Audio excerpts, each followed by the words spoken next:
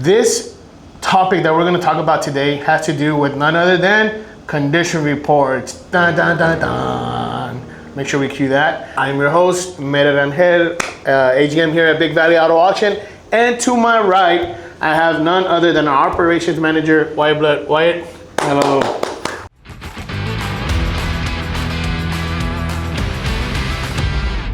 Welcome and thank you for your time. So the consistent with condition reports and how we do as an auction located down in South Texas, and how we try to be as accurate as we can to make sure the vehicle is represented correctly, and so that the buyer that's buying the vehicle on the other side actually gets what he's buying, he or she is buying, and not get the vehicle and then have a surprise that they were not ready for, right? So Wyatt, you're here because you not only, now that you're an operation manager, worked your way up from the condition reports, overseeing condition reports, living, breathing, and knowing everything about condition reports. Let's talk about the accuracy of them and how accurate are condition reports. So there's definitely, it depends on what auction you're at, who's doing the condition report. There's a bunch of different variables that go into the condition report, of course. All the way down to who's doing the condition report. One person might find some dents easier to fix than the next person, the next CR writer. So it all comes down to, there's a lot of variables, but really and truly, the amount of pictures you're putting into the condition report, the time you take to notate all the different damages, the wear and tear of the vehicle, the more detailed, the better, of course. So that's right. So for example, and correct me if I'm wrong, because guys, I have been wrong once or twice, okay? But correct me if I'm wrong. If we're doing a condition report, we come across a fender that has multiple scratches, multiple dents, dings, everything. One, does it make a difference in the auto grade, which is what the buyer on the other side is looking for? Because some of them buy 3.0s and up, 4.0s and up, 4.5 and up, and so on.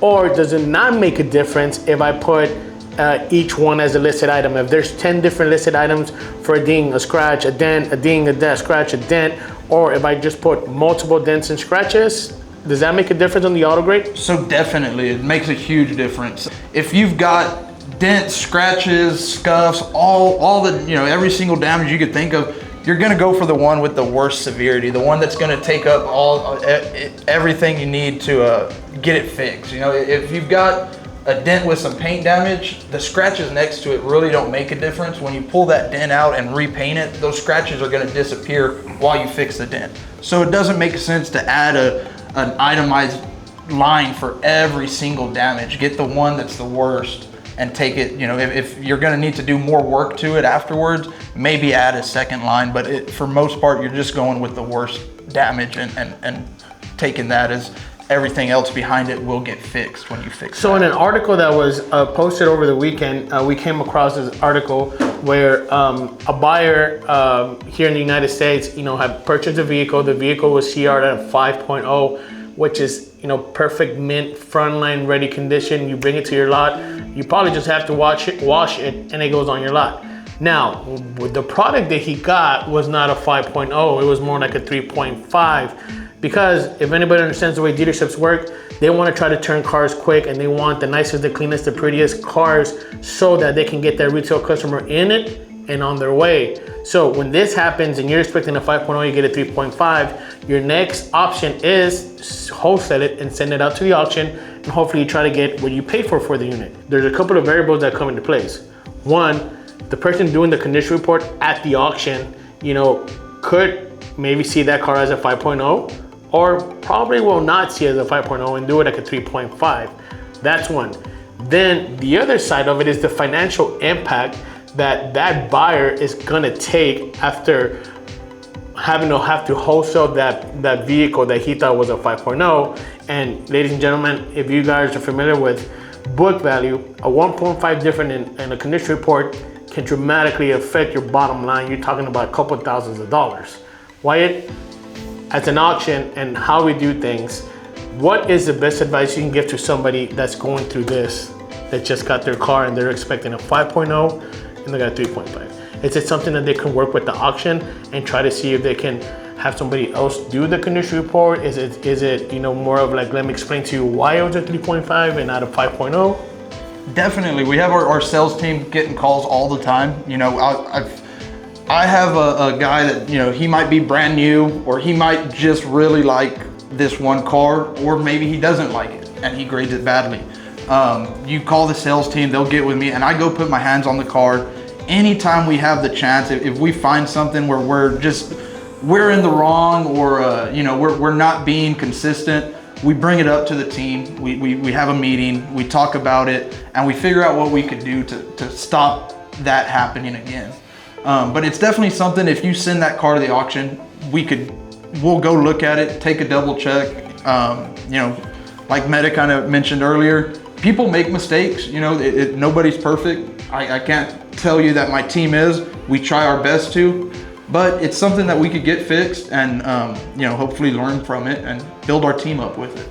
And I think along with that, as an auction, it's a good point for an education, for a purpose, for a teaching moment, for a coaching moment, for all those things that we can, get the CR team together and be like, all right, guys, I don't know, maybe, and I'm just making this up, I don't know if you do this or not, or have, or maybe you will think about it, but let's see the CR, this car right here, okay?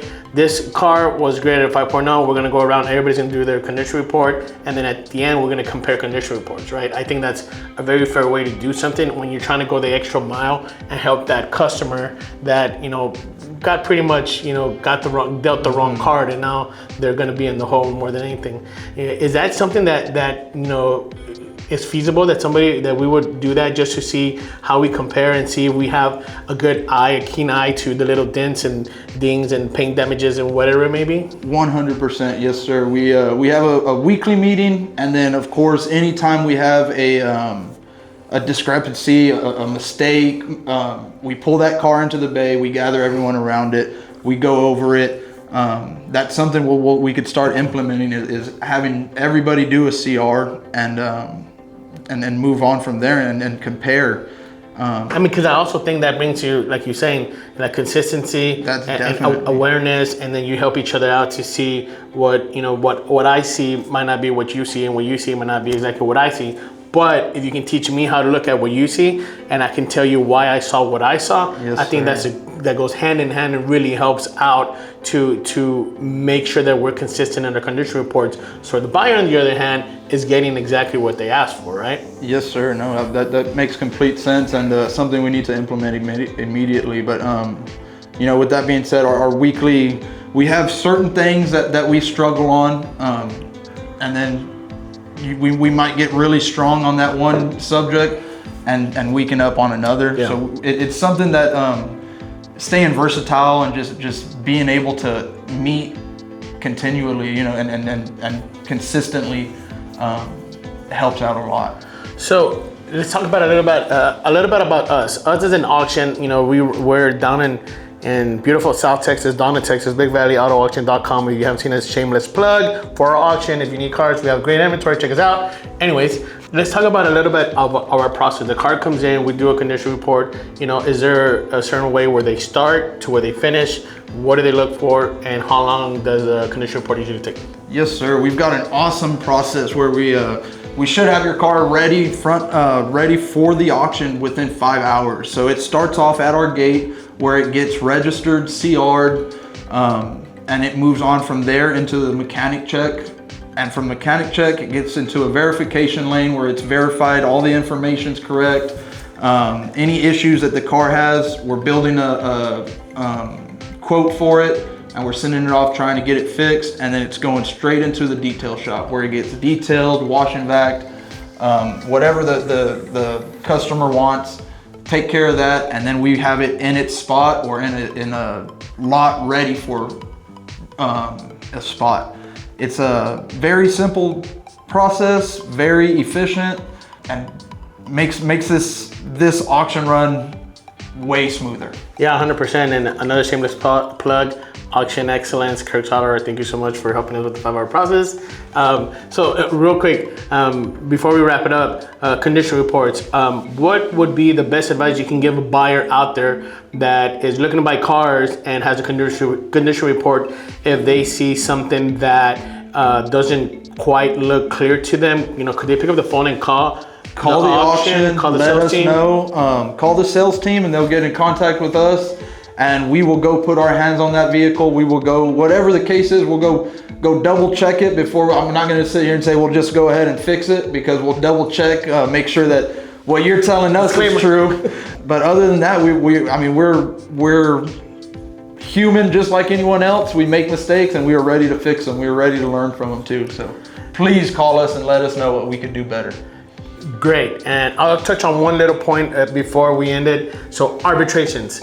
Also on this little video that we saw, the frustration behind arbitrations and how it takes sometimes a week or 2 weeks to hear back from the auction when it's getting arbitrated. Well, I don't know how everybody else does it, but I know how we do it, and we're pretty efficient and very productive when it comes to it. One, sale day is day one, which is, our show is on Thursday at 9:30 a.m. Hope to see you online.